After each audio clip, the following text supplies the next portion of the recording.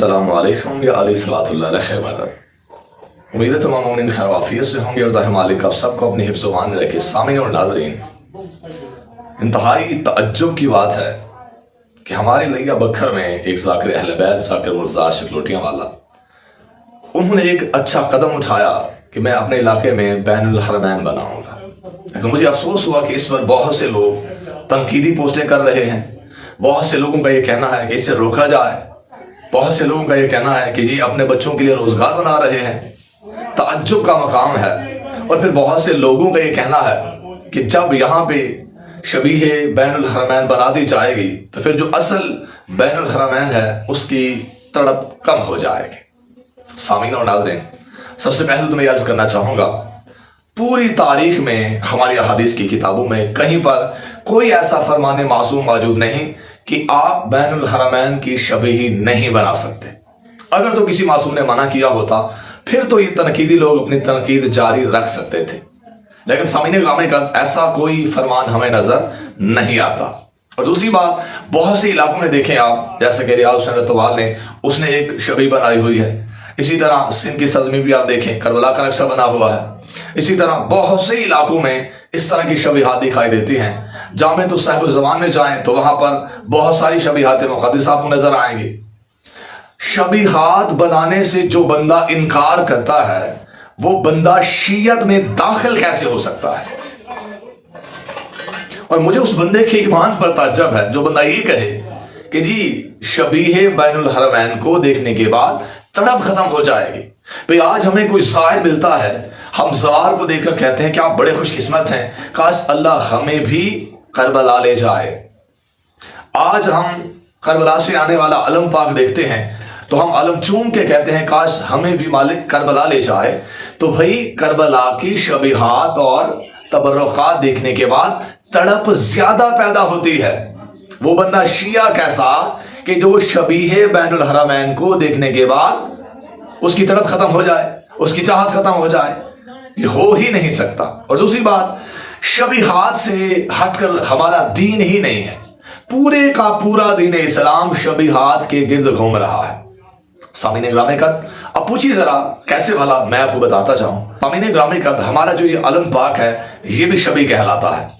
ہم جو مجلسوں کے دوران جنازے برآمد کرواتے ہیں یہ بھی شبیہ کہلاتے ہیں۔ ہمارا جو مرتجز اور زوجنا برآمد کیا جاتا ہے یہ بھی شبیہ کہلاتا ہے۔ اللہ کا کعبہ جو ہے یہ بھی شبیہ کہلاتا ہے۔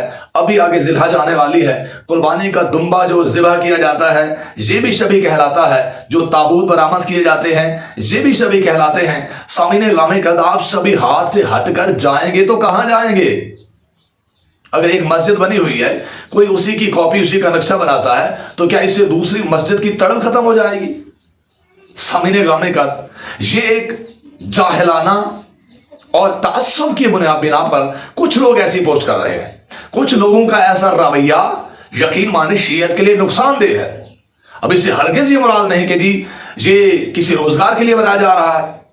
سامعین گرامی کا بین الحرمین میں بھی آپ دیکھیے جا کر عزاداری ہوتی ہے، ماتم کیا جاتا ہے، مجلسیں کی جاتی ہیں، ذکر کیا جاتا ہے، اور یہ بھی بکھر اور لیا کی سرزمین پر ایک ایسا مرکز بن جائے گا، ایک تو جس کی نسبت بھی آل محمد سے دے دی جاتی ہے اس کی زیارت کرنا عبادت ہوتی ہے۔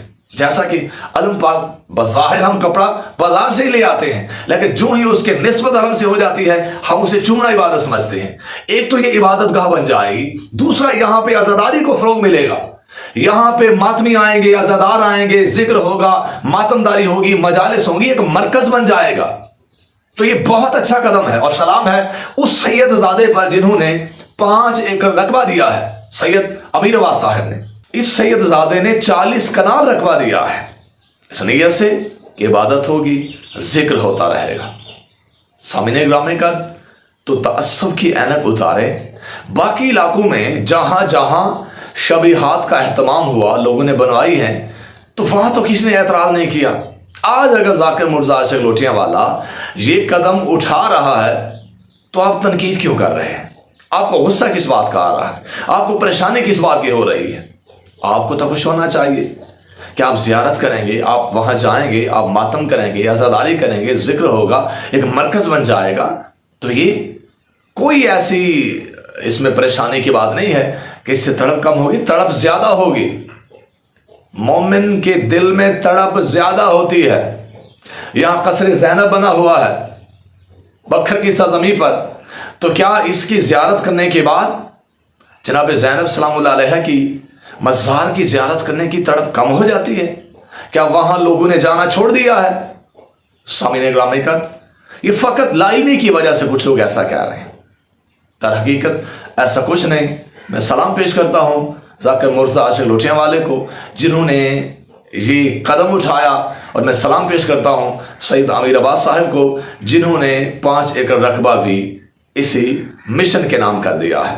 مالک اللہ ہم سب کو بھی توفیق دے کہ اس طرح کے مشن میں ہم اگر امداد نہیں کر سکتے تو کم از کم ہم مخالفت کرنے والے تو نہ بنیں. والسلام، جائے مدد.